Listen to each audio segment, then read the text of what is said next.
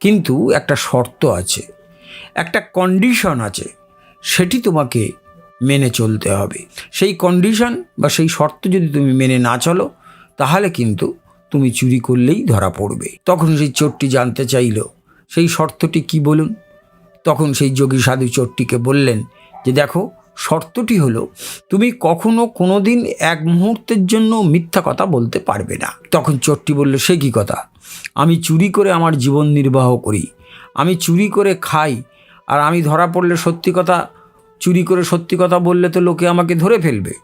বললে, না, তোমাকে ধরবে না, আমি তোমাকে এমন বরই দেব, কিন্তু তোমাকে কথা দিতে হবে যে তুমি কোনো দিন, আজ থেকে আর কোনো দিন তুমি একটিও মিথ্যা কথা বলবে না। তখন সেই চোরটি কথা দিল সেই যোগী সাধুকে যে ঠিক আছে, আপনার কথাই শিরোধার্য, আমি আজ থেকে আর একটিও মিথ্যা কথা বলবো না। এই বলে চোরটি বাড়ি ফিরে গেল। আর সেদিন রাতে সে চুরি করতে বেরোবে, ভাবছে কোথায় যাবে। এমন সময় তার মাথায় একটা বুদ্ধি এলো, ছোটোখাটো লোকের বাড়িতে গিয়ে চুরি করলে খুব একটা জিনিস মেলে না, যদি রাজবাড়িতে যাই আমি তো আর চুরি করে ধরা পড়ব না, যোগী সাধু আমাকে আশীর্বাদ করেছেন, তাহলে রাজবাড়িতে গিয়েই আজকে চুরি করব।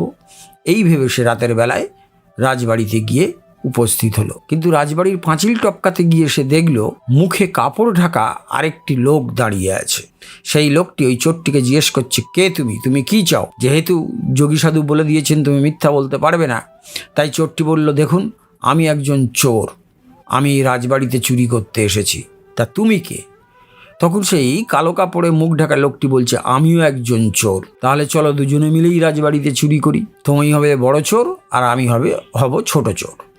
এই বলে দুজনেই সেই রাজবাড়ির পাঁচিল টপকে ভেতরে প্রবেশ করলো। ছোট চোরটি তখন বলছে যে দেখো, আমি না জানি রাজা কোথায় মোহর লুকিয়ে রাখেন, তুমি কি জানো? বলল, না, আমি তো জানি না, এই প্রথম রাজবাড়িতে আসছি। বললে, তাহলে চলো, আমি তোমাকে সেই সিন্দুক দেখিয়ে দেব, তুমি সিন্দুকের তালা খুলে মোহর নেবে, আর কন্ডিশন হলো যা মোহর নেবে আমরা দুজনে সমানভাবে ভাগ করে নেব। তখন সেই বড় চোর, অর্থাৎ মূল যে চোর, সে বলল, ঠিক আছে, তাহলে চলো। এই বলে দুজনে রাজার ঘরে ঢুকে সেই সিন্দুক খুলতে গেল। বড় চোর সিন্দুক খুলতে গেল, কিন্তু সে সিন্দুক খুলতে পারছে না, একটা কোড নম্বর দরকার। তখন সেই ছোট চোরটি বলছে, আমি ওই কোড নম্বর জানি, তোমাকে আমি বলছি, তুমি ওই কোড নম্বর অনুযায়ী তালা খোলার চেষ্টা করো। এই বলে ছোট চোরটি কোড নম্বর বলল এবং বড় চোরটি সেই কোড নম্বর মিলিয়ে সিন্দুকের পাল্লা